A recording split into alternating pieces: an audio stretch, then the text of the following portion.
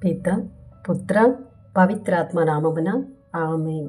ఈరోజు అక్టోబర్ 16వ తారీఖు. లూకా సువార్త 11వ అధ్యాయము 47వ వచనము నుండి 54వ వచనం వరకు. అయ్యో ధర్మశాస్త్ర బోధకులారా, మీకు అనర్థము! మీ పితరులు చంపిన ప్రవక్తలకు మీరు సమాధులు కట్టుచున్నారు. ఈ విధమున మీరు మీ పితరులు చేసిన పనులకు సాక్షులై వారితో ఏకీభవించుచున్నారు. ఏలయన వారు ప్రవక్తలను చంపిరి, మీరు వారికి సమాధులు కట్టుచున్నారు. ఇందువలననే దేవుని జ్ఞానము ఇట్లు చెప్పుచున్నది, నేను వారి వద్దకు ప్రవక్తలను అపోస్తులను పంపెదను. వారిలో కొందరిని వారు చంపెదరు, కొందరిని హింసించెదరు.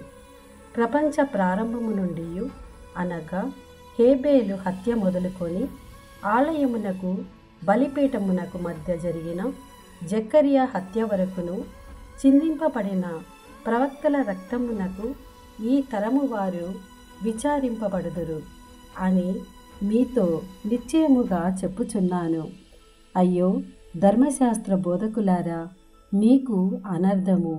మీరు జ్ఞానాలయపు ద్వారమును బిగించి తాళపు చెవిని మీ స్వాధీనము చేసుకొని ఉన్నారు.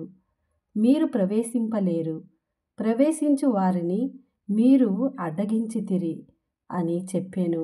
యేసు అక్కడి నుండి బయలుదేరినప్పుడు ధర్మశాస్త్ర బోధకులు పరిసయ్యులు ఆయనపై పగబట్టి ఎట్లయినా ఆయనలో తప్పు పట్టవలెనని ఒత్తిడి చేయుచు ప్రశ్నింపసాగిరి. ఇట్లు వారందరూ ఆయనను మాటలలో చిక్కించుకొనవలెనని పొంచియుండిరి. ఇది ప్రభుని వాక్కు. సర్వేశ్వరునికి వందనములు.